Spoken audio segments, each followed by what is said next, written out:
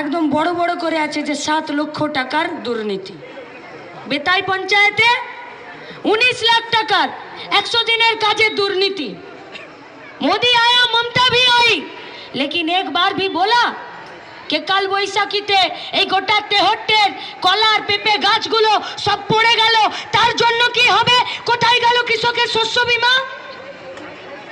মোদি এলো, মমতা এলো, একবারও বললো যে কুয়াশাতে জানুয়ারি মাসে সর্ষের ফুলগুলোতে ধসা লেগে গেল, তার জন্য কৃষকরা প্রতিদিন গোটা দেশে 35 জন করে সুইসাইড করছে, আর পশ্চিমবঙ্গে 196 জন সুইসাইড করলো। বললো যে জন্য কথা, একবারও কথা বলতে পারছে যে বৃষ্টি কম হয়ে যাবার জন্য পাট চাষিরা নিজেদের পাটটাকে কোথায় পচাবে আর কোথায় পাট ফলাবে? নেই। क्या बोलेगे वो लोग?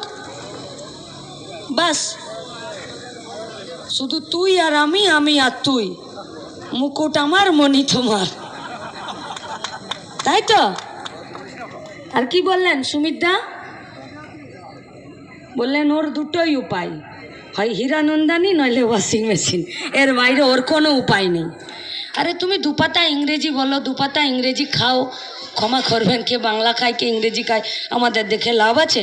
তুমি দুপাতা ইংরেজি বলো তো তুমি আমাদেরকে বেশি দামে হাটে বিক্রি করার জন্য 61 বার যে প্রশ্ন করেছো তার মধ্যে 50 বার হীরানন্দানীর জন্য প্রশ্ন করবে, আর গোটা কৃষ্ণনগরের হাজার হাজার পরিযায়ী শ্রমিকরা যারা ডেড বডি হয়ে প্রত্যেক দিন কৃষ্ণনগরে নিজেদের মা বাপের কোলে ফিরে আসবে, তার জন্য তোমার চোখে সানগ্লাস নামছে না? জবাব দিতে হবে তোমাদেরকেও, কেউ বাদ যাবে না।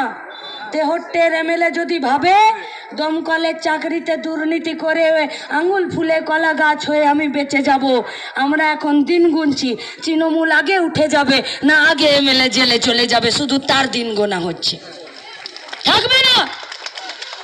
শুধু আপনাদেরকে ঐক্যবদ্ধ হতে হবে কাজের দাবিতে। কি চাইছি আমরা? মাথা উঁচু করে সৎ পথে বেঁচে থাকার জন্য একটা রোজগারের চাইছি, একটা জায়গা চাইছি রোজগারের। कोई नाजायज मांग है हम लोगों का? আমরা স্যালুট করছি এবিটিএর মাস্টারমশাই দিদিমণিদের, সমস্ত শিক্ষক সংগঠন এবিটিএর যারা এই 26,000 মাস্টারমশাই দিদিমণিদের চাকরি চলে গেল তাদের জন্য নিজেদের পকেটের টাকাতে সুপ্রিম কোর্টে মামলা করেছেন, আরটিআই করেছেন, আর ওদের চাকরি বাঁচানোর জন্য নিজেদের রক্ত ঘামের টাকা দিয়ে নিজেরা লড়ছেন। নির্লজ্জ দোকান কাটা বেহায়া তৃণমূল কংগ্রেস আর মমতা ব্যানার্জির মতো নয় যে আমাদের 12 কোটি টাকা লাগিয়ে 4টে উকিল দাঁড় করিয়ে বলছে 7 দিনের জন্য আমাকে ছেড়ে দাও, নইলে গোটা সরকারটা জেলে চলে যাবে। जवाब देना पड़ेगा इस सरकार को। क्या चाहिए तुमरा? क्या है मोदी का गारंटी? मोदी का गारंटी यही है कि माँ का धर्म अगर मुसलमान होगा तो उसका पेट से बच्चा को त्रिशूल से निकाला जाएगा और मिছিল किया जाएगा। मोदी का गारंटी यही है कि दिने 35टा করে কৃষক সুইসাইড করবে। मोदी का गारंटी यही है कि 13,000 ছাত্ররা সুইসাইড করে নেবে। मोदी का गारंटी यही है कि प्रज्वल रेवन्ना 1000টা মহিলার সর্বনাশ করে নিয়ে দেশ ছেড়ে পালিয়ে যাবে। मोदी का गारंटी यही है कि पूरा देश भर में एक जाति एक देश एक टैक्स होगा, কিন্তু যখন পেট্রোল ডিজেলের নাম বলছে তখন হাওয়া বেরিয়ে যাচ্ছে মোদির। मोदी का गारंटी यही होगा कि आदिवासी হোক, দলিত হোক, মুসলমান হোক, অন্য ধর্মের অন্য জাতির হোক, তাদের বউগুলো তাদের মেয়েগুলোর শরীরটাকে খুবলে নুচে ছিঁড়ে খাবার অধিকার পাওয়া যায়। मोदी का गारंटी क्या होगा? रेलवे को बेच देना। मोदी का गारंटी क्या होगा? इलेक्टोरल बंडे तुम्हें पैसा खाबे और हमें ওষুধের দোকানে আমার বিল বাড়বে। दीदी का गारंटी क्या होगा कि तुम्हें मदर डेयरी থেকে পয়সা খাবে, ডিএল লটারি থেকে পয়সা খাবে, আর আমার ইলেকট্রিক বিলের স্ল্যাবটা চেঞ্জ হয়ে দাম বেড়ে যাবে। কি হবে ভবিষ্যৎ আমাদের? কি চাই? কে দেবে আমাদেরকে বেঁচে থাকার জন্য সৎ পথে একটা জায়গা? তারাই দেবে যারা ফার্স্ট ইউপিএ গভর্নমেন্টে 2004 সাল থেকে দিল্লিতে ছিল মনমোহন সিংয়ের সরকার, আর বাইরে ছিল 62টা লাল ঝান্ডার এমপি, যারা একসাথে হাতে হাত মিলিয়ে বলেছিল যে গোটা পশ্চিমবঙ্গ নয় গোটা ভারতবর্ষের বেকার ছেলে মেয়েদের খেটে খাবার জন্য 100 দিনের কাজের টাকা। और मोदी का गारंटी में निर्मला सीतारमन बजट पेश करती है। और 2021 সালে 98,000 কোটি টাকাটা, 2022 সালে 70,000 কোটি টাকা, আর 2023 সালে সেটা 63,000 কোটি টাকা হয়ে যাবে। पैसा अगर नहीं रहेगा तो কাজ হবে কি করে? পয়সা যদি থাকবে না তাহলে কি কাজ হবে? पूछिए सवाल यहाँ के सांसद से। কোথায় গেল আপনার প্রতিশ্রুতি? 2022-এ বলেছিলেন জলঙ্গির উপরে সেতুটা বানিয়ে দেবেন, নাকি হীরানন্দানীর সঙ্গে ফ্ল্যাট নিতে নিতে সেতুর কথাটা ভুলে গেলেন? কি ভেবেছেন? কি চাইছেন কি আপনারা? মা বোনেদেরকে জিজ্ঞেস করতে চাইছি, কিসে বেঁচে থাকতে চাইছেন? হাতে 1000 টাকা?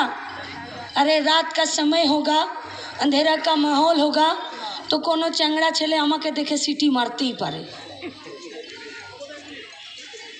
কারো যদি বুকের পাটা আরও একটু বেশি হয় তাহলে আমাকে দেখে একটা চটুল গান করতেই পারে।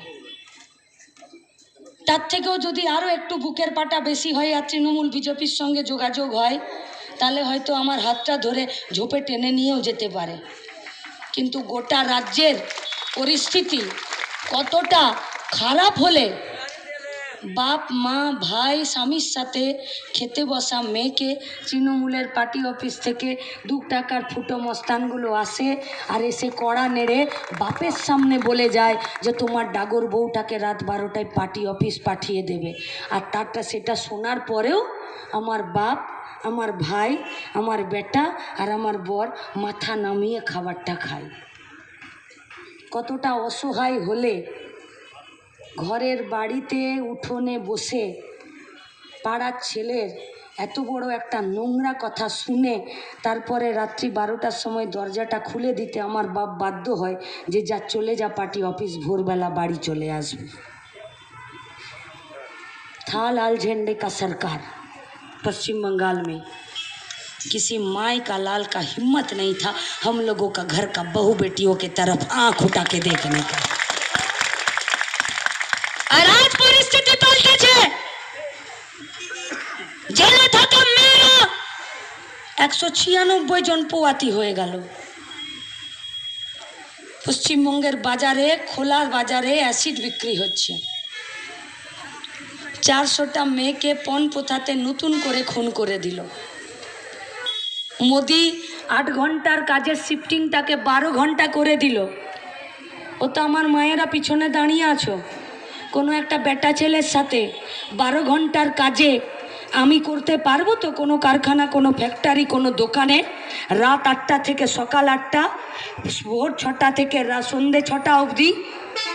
যদি এটা মোদির গ্যারেন্টি হয়, যদি এটা মমতার নির্বাচনী প্রতিশ্রুতি হয়, তাহলে আমাদেরকে ঠিক করে নিতে হবে হাতে 1000 টাকা না আমার মান সম্মান ঠিক করে নিতে হবে। এখান থেকে মহুয়া মৈত্র জিতবে না SM সাদি জিতবে ঠিক করে নিতে হবে। আমরা বাঁ দিকে চলবো না আমরা ডান দিকে চলবো ঠিক করে নিতে হবে। গোটা পশ্চিমবঙ্গের বেকার ছাত্র যুবদেরকে ঘুষের রাজত্বে নাম লিখিয়ে দেবো, নাকি মাথা তুলে বাঁচার জন্য একটা ভালো পরিবেশ তাদেরকে দেবো? যদি চান পশ্চিমবঙ্গের বেকার ছেলে মেয়েরা মাথা উঁচু করে বাঁচুক, আপনি চান বা না চান, ভোট আপনার কাছে হাতুড়ি তারা। নইলে আবারও ফিরে বলছি, ডান দিকে কিন্তু 73 শ্মশানের বৈদ্যুতিক চুল্লি, ইলেকট্রিক চুল্লি অপেক্ষা করছে।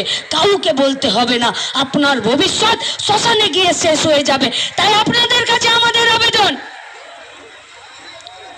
কে জিতে যেতে পারে ये देखकर ভোট करना नहीं है, किसको जीतना चाहिए उसको देखकर ভোট করতে হবে। যে গোটা দেশটাকে বাঁচাতে হবে, গোটা রাজ্যটাকে বাঁচাতে হবে।